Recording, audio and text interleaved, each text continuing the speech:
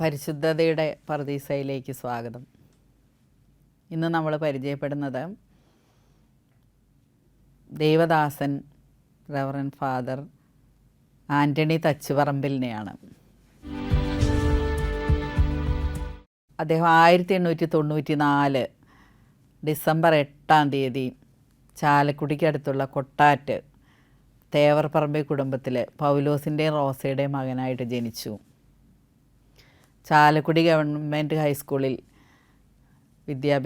High school വിദ്യാഭ്യാസം പൂർത്തിയാക്കി അദ്ദേഹം ഉപരിപഠനത്തിനായിട്ട് ട്രിച്ചി സെൻറ്റ് ജോസഫ് സ്കൂളിലേക്ക് പോയി.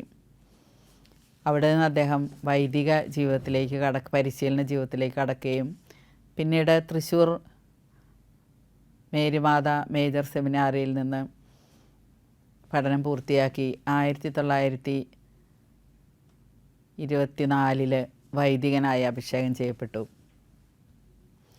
അദ്ദേഹത്തിന് ആദ്യമായിട്ട് ലഭിച്ച ഇടവക ചേലക്കര ഇടവകയായിരുന്നു. അവിടെ ചെന്ന അദ്ദേഹം അവിടെ കണ്ട കാഴ്ചകൾ അദ്ദേഹത്തിൻ്റെ ജീവിതത്തെ ആകെ മാറ്റിമറിച്ചു. ചാലക്കുടിയിലെ ഏതാണ്ട് സമ്പന്നമായൊരു കുടുംബത്തിൽ ജനിച്ചു വളർന്ന് ട്രിച്ചിയിലൊക്കെ പഠിച്ച് അദ്ദേഹം സന്തോഷവും സുഖവും സമൃദ്ധിയും നിറഞ്ഞ സമ്പത്തൊക്കെ ഉള്ളൊരു ജീവിതം മാത്രമേ കണ്ടിട്ടുണ്ടായിരുന്നുള്ളൂ. എന്നാൽ ചേലക്കര വളരെ വ്യത്യസ്തമായിരുന്നു. ഒരു കാട്ടുപ്രദേശമായിരുന്നു. ധാരാളം വിജാതീയരും എഴുത്തച്ഛൻ ജാതിക്കാരുമൊക്കെയാണ് അധികം അവിടെ ഉണ്ടായിരുന്നത്. അതിനിടയിൽ തൃശ്ശൂരിൻ്റെ പല ഭാഗങ്ങളിൽ നിന്നും കുടിയേറിയ ചില ക്രൈസ്തവ കുടുംബങ്ങളും, ആ ക്രൈസ്തവ കുടുംബങ്ങളായിരുന്നു ഇടവകയിലെ അംഗങ്ങൾ.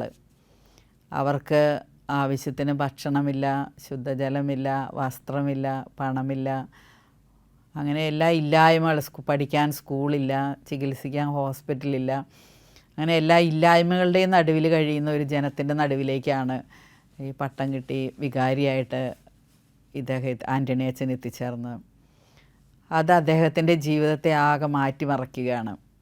അന്ന് അദ്ദേഹത്തിൻ്റെ ചരിത്രകാരന്മാർ, അനുഭവസ്ഥരൊക്കെ പറയുക, അന്ന് കേരളത്തിൽ ദാരിദ്ര്യമാണ്. ഒരു 10 രൂപ എന്ന് പറഞ്ഞാൽ അതിന് 1,00,000 രൂപയുടെ വരെയുള്ള കാലമാണ്. ആ കാലഘട്ടത്തിൽ ഇദ്ദേഹം വീട്ടിൽ ചെന്ന് തൻ്റെ അവകാശമായിട്ടുള്ള സ്വത്ത് വാങ്ങി വിറ്റ് അതിൽ നിന്ന് ഏതാണ്ട് 1,00,000 രൂപ, 90,000-ന് മുകളിൽ 1,00,000 രൂപയുടെ അടുത്ത രൂപയുമായിട്ട് വന്ന് ഈ ചേലക്കരയിൽ മനുഷ്യരെ രക്ഷിക്കാനായിട്ടുള്ള പ്രവർത്തനങ്ങൾ തുടങ്ങുന്നതായിട്ടാണ് കാണുന്നത്. അദ്ദേഹത്തെക്കുറിച്ചുള്ള ഓർമ്മകൾ പങ്കുവയ്ക്കുന്നവർ പറയുന്ന ഇതാണ്: അദ്ദേഹം ഇവിടെ ഒരു ചേലക്കരയുടെ മിഷണറി ആയിട്ട് മാറുകയായിരുന്നു. അദ്ദേഹം എല്ലാ വീടുകളിലേക്കും കയറി ചെല്ലുകയും, അന്ന് ആ വീടുകളിലൊന്നും ഒന്നുമില്ല. അപ്പോൾ അമ്മമാരെയൊക്കെ സന്ദർശിച്ച് അവർക്ക് ഓരോ വീട്ടിലും അന്ന് കഴിയാനുള്ള പൈസയൊക്കെ കൊടുക്കും, സാധനങ്ങൾ വാങ്ങിക്കൊടുക്കും. പിന്നെ തൃശ്ശൂരിൻ്റെ പല ഭാഗങ്ങളിൽ പോയിട്ട് അദ്ദേഹം വസ്ത്രവും ഭക്ഷണവും പൈസയൊക്കെ ഇവർക്ക് വേണ്ടി ചോദിച്ച് വാങ്ങി കൊണ്ടുവന്ന് ഇവർക്ക് കൊടുക്കുന്ന ഒരു പ്രവർത്തന രീതിയായിരുന്നു അദ്ദേഹത്തിന്. അദ്ദേഹത്തെ അവർ കണ്ടിരുന്നത് ഒരു ദേവദൂതനായിട്ടായിരുന്നു. അദ്ദേഹം സ്വന്തം ഭക്ഷണമൊന്നും ശ്രദ്ധിക്കാതെ, സ്വന്തം സൗകര്യങ്ങൾ ശ്രദ്ധിക്കാതെ, സ്വന്തം സുഖമൊന്നും നോക്കാതെ എല്ലാം മറന്ന് ഈ മനുഷ്യരുടെ ഇടയിലേക്ക് നടക്കുമായിരുന്നു. അപ്പോൾ ഈശോ നടക്കുന്ന ഒരു അനുഭവമായിരുന്നു അവർക്കുണ്ടായിരുന്നെന്ന് ഇന്ന് ജീവിച്ചിരിക്കുന്നവർ, ഇദ്ദേഹത്തിൻ്റെ മരണശേഷം ജീവിച്ചിരുന്നവർ പറയുന്നതായിട്ട് അദ്ദേഹത്തിൻ്റെ ചരിത്ര രേഖകളിൽ എഴുതിയിട്ടുണ്ട്. അപ്പോൾ ഇദ്ദേഹത്തിന് ഇവരെക്കുറിച്ച് മാത്രമേ ഒരു ചിന്തയുണ്ടായിരുന്നുള്ളൂ. അപ്പോൾ ബൈബിളിൽ പറയുന്നുണ്ട്, ഈശോയ്ക്ക് ഇടയനില്ലാത്ത ആടുകളെ പോലെ ആ മനുഷ്യരെ കണ്ടപ്പോൾ അവരോട് ദയ തോന്നിയെന്ന്. അതായിരുന്നു ഇദ്ദേഹത്തിൻ്റെ ഒരു ചിന്താഗതി. ഇവർക്ക് ആരുമില്ല, ഇവർ കാട്ടിലാണ്, അന്ന് ചേലക്കര ഒരു വനപ്രദേശമാണ്, അവിടെ കാടാണ്. ആ കാടിൻ്റെ ഉള്ളിൽ കുറച്ച് സ്ഥലമൊക്കെ വെട്ടിത്തെളിച്ച് കൃഷി ചെയ്യാനാണ് ഈ മനുഷ്യരവിടെ വന്നിരിക്കുന്നത്. അപ്പോൾ അതിനുള്ളിൽ ജീവിക്കുന്ന ഈ മനുഷ്യർ, അതുപോലെ ആദിവാസികളും പിന്നെ എഴുത്തച്ഛൻ, അങ്ങനെ പല ജാതികളുള്ളവർ അവിടെ ഹിന്ദുക്കളും ഉണ്ടായിരുന്നു. അദ്ദേഹത്തിന് ജാതി മത വ്യത്യാസമില്ലായിരുന്നു എന്നാണ് അവർ പറയുന്നത്. എല്ലാവരെയും മനുഷ്യരായിട്ട് കണ്ട് ഏത് ജാതിയിൽപ്പെട്ടവരായാലും ഏത് മതത്തിൽപ്പെട്ടവരായാലും അവരെല്ലാം ചെന്ന് സഹായിക്കുന്ന ഒരവസ്ഥയായിരുന്നു, ഒരു മനോഭാവമായിരുന്നു അദ്ദേഹത്തിനുണ്ടായിരുന്നത്. അദ്ദേഹത്തിന് എപ്പോഴും ചിന്ത, എൻ്റെ കൂടെ എന്നെ അയച്ചവൻ എന്നെ തനിയല്ല വിട്ടിരിക്കുന്നത്, എൻ്റെ കൂടെയുണ്ട് എന്നുള്ളൊരു ബോധ്യം ഉണ്ടായിരുന്നു. അതുകൊണ്ട് അദ്ദേഹം ഏതില്ലായ്മയിലും അവരെ സഹായിക്കാനായിട്ട് കടന്നു ചെല്ലും. പ്രാർത്ഥന കൊണ്ടും രോഗങ്ങളൊക്കെയാണെങ്കിൽ പ്രാർത്ഥന കൊണ്ടൊക്കെ സുഖപ്പെടുന്നതായിട്ടാണ്. അതുപോലെ അവരുടെ ആവശ്യങ്ങൾ കണ്ടറിയുകയാണ്. അവർ ചെന്ന് പറയാൻ അന്നത്തെ ആളുകൾ പറയുന്നത് അവർക്ക് ഇല്ല എന്ന് പറയാനുള്ള ആത്മാഭിമാനം ഉണ്ട്, അവരെ സമ്മതിക്കില്ല. അതുകൊണ്ട് അവരാരും അച്ഛൻ ചോദിച്ചാലും പറയില്ല. അതേസമയം അച്ഛൻ കണ്ടറിഞ്ഞ് ഈ വീടുകളിലേക്ക് ഭക്ഷണവും വെള്ളമൊക്കെ എത്തിച്ചു കൊടുക്കുമായിരുന്നു. ഭക്ഷണവും വെള്ളവും അതുപോലെ അവർക്ക് വസ്ത്രങ്ങളൊക്കെ എത്തിച്ചു കൊടുക്കുന്ന ഒരു നല്ല സമറിയാക്കാരനായിരുന്നു അദ്ദേഹം ഈ ഇടവകയിൽ പ്രവർത്തിച്ചിരുന്നത്. ഇന്ന് നമ്മൾ തിരിഞ്ഞു നോക്കുമ്പോൾ കാണാം, ഇപ്പോൾ ആ ഇടവകയിൽ അദ്ദേഹം തുടങ്ങി വെച്ച് പോയതാണ്. അദ്ദേഹം ഒരു സ്കൂൾ തുടങ്ങിയിട്ടുണ്ട്, ലിറ്റിൽ ഫ്ലവർ ഗേൾസ് സ്കൂൾ എന്ന് പറഞ്ഞ് പെൺകുട്ടികൾക്ക് വേണ്ടി ഒരു സ്കൂൾ തുടങ്ങി. പിന്നെ അതുപോലെ കുട്ടികളെ താമസിപ്പിച്ച് പഠിപ്പിക്കാനായിട്ട് അദ്ദേഹം ഒരു ബാലഭവൻ തുടങ്ങി. ഇപ്പോൾ അദ്ദേഹത്തിൻ്റെ പേരിലാണ് അതറിയപ്പെടുന്നത്. അതുപോലെ ഒരു ക്ലിനിക്ക് തുടങ്ങി അദ്ദേഹം. ഇന്നതൊരു വലിയ ഹോസ്പിറ്റലായി മാറിയിരിക്കുകയാണ്. അവിടെ അവർക്ക് വേണ്ടി ഒരു ക്ലിനിക്ക് തുടങ്ങി, സിസ്റ്റേഴ്സിനെ കൊണ്ടുവന്ന് അവിടെ ഹോളി ഫാമിലി സിസ്റ്റേഴ്സിനെ അവിടെ കൊണ്ടുവന്ന് സ്കൂൾ തുടങ്ങി, ക്ലിനിക്ക് തുടങ്ങി. അങ്ങനെയൊക്കെ ആ ഇടവകയെ മാറ്റിമറിക്കാനായിട്ടുള്ള അടിസ്ഥാനങ്ങളൊക്കെ അദ്ദേഹം അന്ന് ഇടുകയായിരുന്നു. ഇനി അനുഭവസ്ഥർ പറയുകയാണ്, ഒരു അനുഭവം, അദ്ദേഹത്തിൻ്റെ അനുഭവം പങ്കുവയ്ക്കുന്നത് ഇങ്ങനെയാണ്. അദ്ദേഹത്തിൻ്റെ അപ്പൻ കൊച്ചിയിലാണ് ജോലി ചെയ്യുന്നത്. അപ്പോൾ വളരെ കുറച്ച് കാശേ അവിടെ നിന്ന് ഇവർക്ക് കിട്ടുള്ളൂ. അപ്പോൾ ഇവിടെ അമ്മയും 5 മക്കളും ഇവിടെ ഒരു വാടക വീട്ടിൽ താമസിക്കുകയാണ്. അപ്പോൾ ഈ വാടക വീട് സിസ്റ്റേഴ്സിൻ്റെ അധീനതയിലുള്ളൊരു വീടാണ് ഇവർക്ക് വാടക വീടായിട്ട് കിട്ടിയിരുന്നത്. അപ്പോൾ അവിടെ അമ്മയും 5 മക്കളും ഇവിടെ താമസിക്കുന്നുണ്ട്. അപ്പോൾ അവർക്ക് വാടക കൊടുക്കാൻ സാധിക്കുന്നില്ല, അതുകൊണ്ട് വീട് മേയാൻ സാധിക്കുന്നില്ല. അപ്പോൾ വെള്ളം ഒലിച്ചൊക്കെ നിൽക്കണം. അപ്പോൾ അച്ഛനിടയ്ക്ക്, അമ്മ കുറവൊന്നും പറയില്ല, അതേസമയം അച്ഛനെ ഇടയ്ക്കിടയ്ക്ക് ഇവർക്ക് കുറച്ച് കാശ് കൊടുത്തയക്കും, കുറച്ച് വസ്ത്രം കൊടുത്തയക്കും, ഒരു സാധനം കൊടുത്തയക്കും. അങ്ങനെ കണ്ടറിഞ്ഞ് ഇവരെ സഹായിക്കുകയാണ്. അതുപോലെ കൊച്ചിയിലേക്ക് പോകാനായിട്ട് അച്ഛൻ അവരെ വണ്ടിക്കൂലിയൊക്കെ കൊടുത്ത് അവരെ പറഞ്ഞയക്കും. അങ്ങനെ ആ ഓരോ വീട്ടിലും ഒരു കുടുംബനാഥൻ്റെ പോലെ അവരുടെ ആവശ്യങ്ങൾ കണ്ടറിഞ്ഞ് സഹായിക്കുന്ന ഒരു വൈദികനായിരുന്നു അദ്ദേഹം. അതുപോലെ കുർബാന കഴിഞ്ഞാൽ ഇതുപോലെ എല്ലാ വീടുകളിലൂടെ നടക്കുകയാണ്. അപ്പോൾ ഇദ്ദേഹം ഭക്ഷണം കഴിക്കലൊക്കെ കുറവാണ്. പിന്നെ അതുപോലെ ഈ ചേലക്കര എന്ന് പറയുന്നത് നമ്മുടെ ഭാരതപ്പുഴയുടെ ഒഴുകുന്ന ഒരു തീരമാണ്. അപ്പോൾ അവിടെ ആ ഭാഗത്ത് ഹിന്ദുക്കളൊക്കെ അവരുടെ മരണാനന്തര ചടങ്ങുകൾ ചെയ്യാൻ വരിക അവിടെയാണ്. അപ്പോൾ ഈ പാവപ്പെട്ടവരൊക്കെ വരുമ്പോൾ ഇദ്ദേഹം അവരോട് കൂടി ചേരുകയും അവരെ സഹായിക്കുന്നത്. ഇപ്പോൾ ആളുകൾ പറയുന്നത് ഈ ചടങ്ങുകൾ അല്ലെങ്കിൽ അവരുടെ പിതൃപൂജ കഴിക്കാനൊക്കെ വരുന്നവർ അവരുടെ അപ്പനമ്മയെ ഓർക്കുന്നതിനേക്കാൾ കൂടുതൽ അവർ അച്ഛനെ ഓർക്കുമായിരുന്നു. അച്ഛൻ്റെ അടുത്ത് പോയി കാണുകയും നന്ദി പറയുകയും അച്ഛനെ ഓർക്കുകയും ചെയ്യുന്നത്. അപ്പോൾ അവരോടൊക്കെ ഒരു മനസ്സിൻ്റെ ഐക്യം അദ്ദേഹം കാണിച്ചിരുന്നു. അവരുടെ മരിച്ച് ദുഃഖിച്ച് വരുന്നവരെയൊക്കെ ആശ്വസിപ്പിക്കുകയും അവരുടെ ആവശ്യങ്ങൾ സഹായിക്കുകയൊക്കെ ചെയ്യുന്ന ഒരു നല്ല മനസ്സ് അദ്ദേഹത്തിനുണ്ടായിരുന്നു. അതുപോലെ അങ്ങനെ അദ്ദേഹം ഇങ്ങനെ നടന്ന് സ്വന്തം ആരോഗ്യമൊന്നും നോക്കാതെ, സ്വന്തം ഭക്ഷണമൊന്നും നോക്കാതെ നടന്നുകൊണ്ട് അദ്ദേഹത്തിന് അവസാനം TB വന്നു എന്നാണ് പറയുന്നത്. അദ്ദേഹം രാവിലെ ഇറങ്ങിയാൽ വൈകുന്നേരം തിരിച്ചു വരുന്ന, എന്തെങ്കിലും കൊടുത്തെങ്കിൽ കഴിച്ചു, ഇല്ലെങ്കിൽ കഴിക്കില്ല, അങ്ങനെ ഒരു ജീവിതമായിരുന്നുകൊണ്ട് ഒരു 68 വയസ്സ് വരെ അദ്ദേഹം ജീവിച്ചു. 68 വയസ്സാകുന്ന സമയത്ത് അദ്ദേഹത്തിന് TB വന്നു. ആ TBയിലൂടെ പിന്നെ വലിയ ചികിത്സയൊന്നും അന്നത്തെ കാലത്തില്ലല്ലോ, TBക്ക് വലിയ ചികിത്സയൊന്നും ഇല്ലാത്ത കാലം. അപ്പം TB വന്ന് ശ്വാസതടസ്സവും പ്രയാസമൊക്കെ ആയിട്ട് ആ രോഗങ്ങളൊക്കെ ഈശോയ്ക്ക് കാഴ്ചവെച്ചുകൊണ്ടാണ് അദ്ദേഹം അവസാനം മരണത്തിലേക്ക് കിടന്നു. അപ്പോൾ അദ്ദേഹം മരിച്ചു കഴിഞ്ഞപ്പോൾ, മരിച്ചു എന്നറിഞ്ഞപ്പോൾ ഒരുപാട് ജനങ്ങൾ അവിടെ വന്നു, ഹിന്ദുക്കളും മുസ്ലിംസും എല്ലാ ജാതിക്കാരും ഒരു വലിയ ജനാവലി തന്നെ അന്ന് അദ്ദേഹത്തിൻ്റെ സംസ്കാരത്തിനായിട്ട് അവിടെ എത്തിച്ചേർന്നിട്ടുണ്ടായിരുന്നു. അപ്പോൾ പിന്നെ അവർ അച്ഛനോട് പ്രാർത്ഥിക്കാനായിട്ട് തുടങ്ങി. അപ്പോൾ അവരുടെ ആവശ്യങ്ങൾ, അവർ ജീവിച്ചിരുന്ന കാലത്ത് അവരുടെ വിവാഹങ്ങളൊക്കെ, മക്കളുടെ വിവാഹം നടത്തി കൊടുക്കുന്ന അച്ഛനാണ്. അപ്പോൾ വിവാഹം നടക്കാത്ത വീടുകളിൽ ചെല്ലും, അവരെ സാമ്പത്തികമായിട്ട് സഹായിക്കും, ആളുകളെ കണ്ടുപിടിച്ച് കൊടുക്കും, അങ്ങനെ വിവാഹം നടത്തി കൊടുക്കും. ഇനി അന്ന് ഓലമേയുന്ന കാലമാണ്. ഓലമേയാത്ത വീടുകളിൽ ചെന്ന് അദ്ദേഹം അവിടെ ചെന്ന് അവരെ എവിടെന്നെങ്കിലുമൊക്കെ പണമോ ഓലയൊക്കെ ഉണ്ടാക്കി കൊണ്ടുവന്ന് അദ്ദേഹം ഓല മേഞ്ഞ് കൊടുക്കുന്നു, ആ വീടുകൾക്ക് ഓല മേഞ്ഞ് കൊടുക്കും. പിന്നെ രോഗികളായിട്ട് കിടക്കുന്നവരടുത്തേക്ക് അദ്ദേഹം എവിടെന്നെങ്കിലുമൊക്കെ മരുന്നുകൾ കൊണ്ടുവരും. പിന്നെ ഈ സിസ്റ്റേഴ്സിനെ കൊണ്ടുവന്നപ്പോൾ കുറച്ചുകൂടെയൊക്കെ മരുന്നുകൾ അവർക്ക് ലഭിക്കുന്നതിനുള്ള സാധ്യതകളുണ്ടായി. പഠിക്കാതെ നടക്കുന്ന കുട്ടികളെയൊക്കെ കൊണ്ടുവന്ന് ഇവിടെ പഠിപ്പിക്കും, സ്കൂളിൽ പഠിപ്പിച്ച് അവരെ വളർത്തി ജോലിക്കാരാക്കി മാറ്റുന്നു. അങ്ങനെ എല്ലാ തരത്തിലും ജീവിച്ചിരുന്ന കാലത്ത് അവരെ സഹായിച്ചിരുന്ന അച്ഛനോട് അവർ ഓരോ ആവശ്യങ്ങൾക്ക് പ്രാർത്ഥിക്കാൻ തുടങ്ങി. അപ്പോൾ ആ പ്രാർത്ഥനകളൊക്കെ അവർക്ക് സാധിച്ചു കിട്ടാൻ തുടങ്ങി. അപ്പോൾ അവർക്കൊരു ആശ്രയമായി. ജീവിച്ചിരുന്നപ്പോൾ അച്ഛൻ അവരുടെ അടുത്തേക്ക് ചെല്ലുകയായിരുന്നു, മരിച്ചു കഴിഞ്ഞപ്പോൾ അവർ അച്ഛൻ്റെ അടുത്തേക്ക് ചെല്ലുകയാണ്. അപ്പോൾ അവർക്ക് അങ്ങനെ അവിടെ ഒരു പ്രാർത്ഥനയുടെ ഒരു അന്തരീക്ഷം ഉണ്ടാവുകയാണ്. ജീവിച്ചിരുന്നപ്പോഴുള്ളേക്കാളും കൂടുതൽ ആളുകൾ ചേലക്കരയിലെ അച്ഛനെ സംസ്കരിച്ച പള്ളിയിലേക്ക് വരാനും അവിടെ വന്ന് അച്ഛനോട് പ്രാർത്ഥിക്കാനും, അപ്പോൾ ഒരുപാട് അനുഗ്രഹങ്ങൾ കിട്ടാൻ തുടങ്ങി.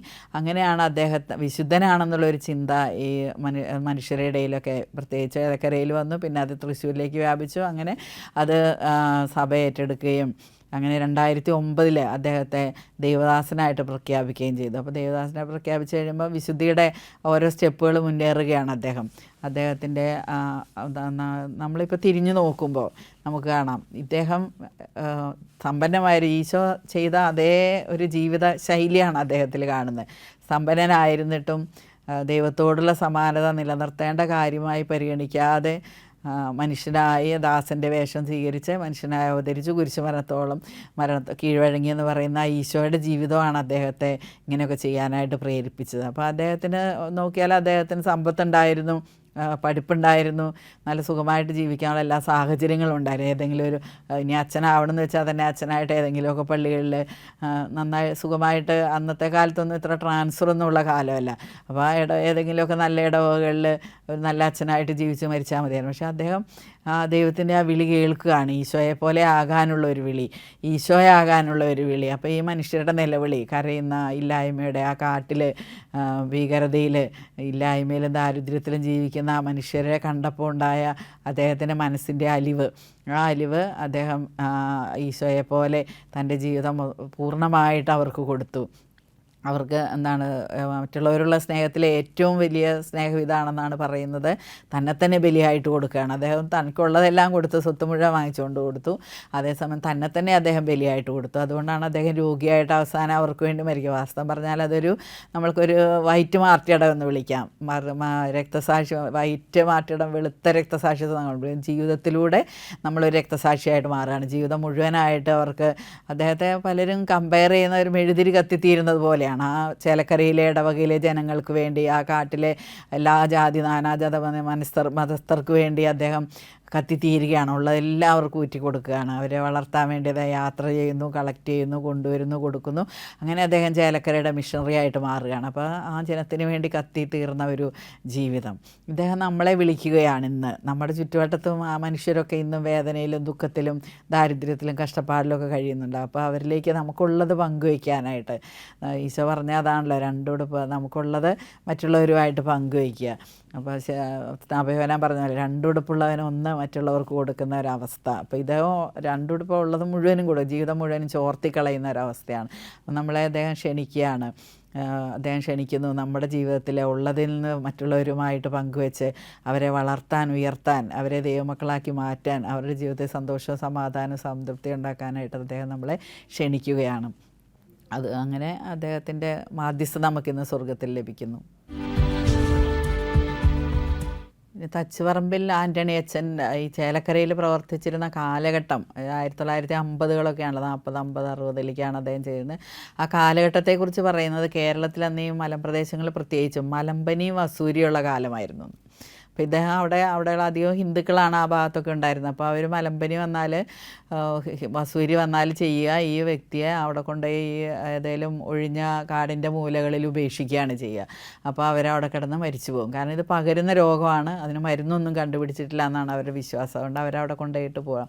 അപ്പോൾ ഇദ്ദേഹം ചെയ്തിരുന്നത് ആരും അങ്ങോട്ടൊന്നും പോവില്ല. അപ്പോൾ അദ്ദേഹം അദ്ദേഹം പോക്കറ്റിൽ, ലോഹയുടെ പോക്കറ്റിൽ കുറച്ച് മലമ്പനിയുടെ മരുന്നും അല്ലെങ്കിൽ വസൂരിക്ക് വലിയ മരുന്നൊന്നുമില്ല, അതിന് പറ്റിയതായ മരുന്നുകളും കുറച്ച് മിഠായികളും ഒക്കെ പോക്കറ്റിലിടും.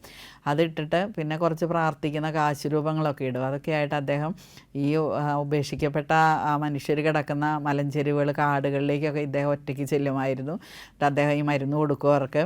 പിന്നെ അവർക്ക് ഈ മിഠായി കൊടുക്കും ആശ്വസിപ്പിക്കാനായിട്ട്. പിന്നെ അതുപോലെ ഭക്ഷണവും കൊടുക്കും. ഭക്ഷണം കൊടുക്കും, വെള്ളവും ഭക്ഷണവും മിഠായിയും ഈ മരുന്നും ഒക്കെ ആയിട്ട് ഇദ്ദേഹം അവരുടെ ഇടയിലൊക്കെ സഞ്ചരിച്ച് അവർക്ക് കൊടുക്കുകയും അവരെ രക്ഷിക്കുകയും ചെയ്യുമായിരുന്നു. അത് ഈ മനുഷ്യർക്കൊക്കെ ഒരു വലിയ, അധികം സുഖപ്പെട്ടു വന്ന മനുഷ്യർക്ക് അതൊരു വലിയ അത്ഭുത അനുഭവമായിരുന്നു. അപ്പോൾ മലമ്പനിയും വസൂരിയും ഒക്കെ സുഖപ്പെടുത്താവുന്ന രോഗമാണെന്നുള്ള ഒരു അവയർനെസ് അവർക്ക് കൊടുത്തു. അതുപോലെ തന്നെ അങ്ങനെ വന്നതുകൊണ്ട് അവരെ ഉപേക്ഷിച്ച് കളയണ്ട എന്നുള്ള ചിന്തയും കൊടുത്തു. അപ്പോൾ ആ ഉപേക്ഷിക്കപ്പെട്ട ഇത്രയും ഭീകരമായൊരു അസുഖത്തിൽ അവരോടുള്ള സ്നേഹം കൊണ്ട് അവരുടെ ഇടയിലേക്ക് ഇറങ്ങിച്ചെന്ന അദ്ദേഹം. അപ്പോൾ ഈ മനുഷ്യ സ്നേഹം കൊണ്ട്, മനുഷ്യരോടുള്ള ഔദാര്യം, കരുണ, സ്നേഹം കൊണ്ട് നിറഞ്ഞൊഴുകുന്ന ഒരു വ്യക്തിത്വമായിരുന്നു ഇദ്ദേഹത്തിൻ്റെ. തച്ചുപറമ്പിൽ ആൻ്റണി അച്ഛൻ്റേത്.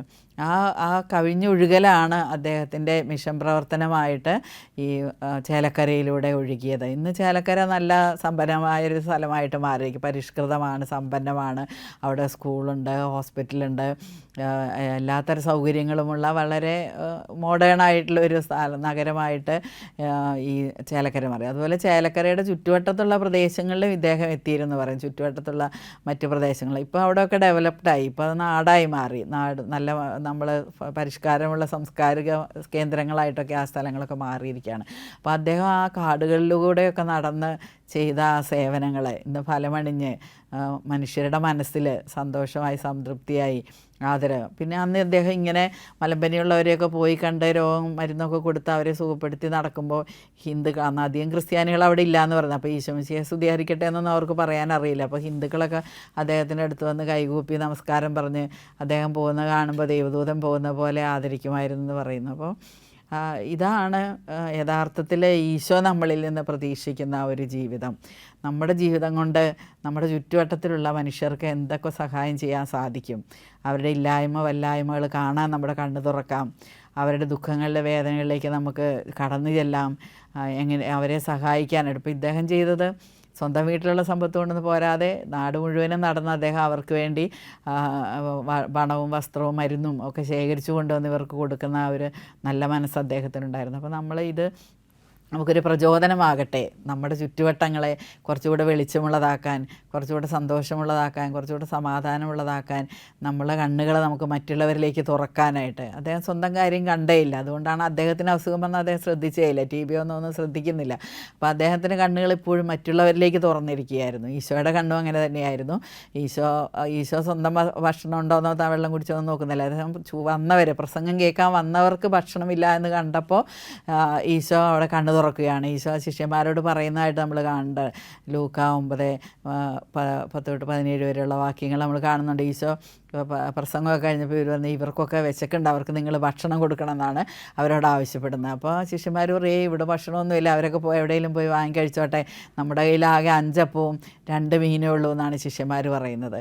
അപ്പോൾ ഈശോ പറയും, വേണ്ട, നിങ്ങൾ തന്നെ കൊടുക്കണം, അവരെല്ലാവരും പന്തിയായിട്ട് ഇരുത്തിക്കൂ. എന്നിട്ട് ഈശോ 5 അപ്പവും 2 മീനും മുറിച്ച് കൊടുക്കുകയാണ്. അതുകൊണ്ട് 5000 പുരുഷന്മാരുണ്ടെന്ന് പറയുന്നത്, അപ്പോൾ 20,000 സ്ത്രീകളുണ്ടായിട്ടുണ്ടാവും, അതനുസരിച്ച് കുട്ടികളും ഉണ്ടായിട്ടുണ്ടാവും. അപ്പോൾ അത്രയും മനുഷ്യർ 5 അപ്പവും 2 മീനും കൊണ്ട് ഭക്ഷിച്ച് തൃപ്തരായി 12 കൂട്ടം നിറയെ അവർ ശേഖരിച്ചു എന്നാണ് പറയുന്നത്. അപ്പോൾ ഇതാണ് ഇദ്ദേഹം ഇവിടെ കാണിച്ചത്. ഇദ്ദേഹം ഒരാൾക്ക് ചെയ്യാവുന്ന ആ കാര്യം ചെയ്തപ്പോൾ ആ നാട് മുഴുവനും അനുഗ്രഹീതമായി, അത് വളർന്ന് വികസിച്ചു. ആ നാടും അതിൻ്റെ ചുറ്റുവട്ടങ്ങളും എല്ലാം സാംസ്കാരികമായിട്ട് ഒരുപാട് വളർന്നു, അത് വിശുദ്ധിയിൽ വളർന്നു, അവിടെ സഭ വളർന്നു, അവിടെ ധാരാളം ക്രൈസ്തവരുണ്ടായി. അതുപോലെ തന്നെ അവിടെ ദൈവിക ശാന്തി, സമാധാനവും സന്തോഷമൊക്കെ നിറഞ്ഞ് കവിഞ്ഞൊഴുകുന്ന ഒരു അനുഭവം ഉണ്ടായി. അപ്പോൾ ഇന്ന് അവിടെ നല്ലൊരു ക്രൈസ്തവ ദേവാലയം, ഫൊറോന ചർച്ചായിട്ടാണ് നിൽക്കുന്നത് അവിടുത്തെ ദേവാലയം, ചേലക്കര ദേവാലയം. അതൊരു ഫൊറോനയായി മാറി.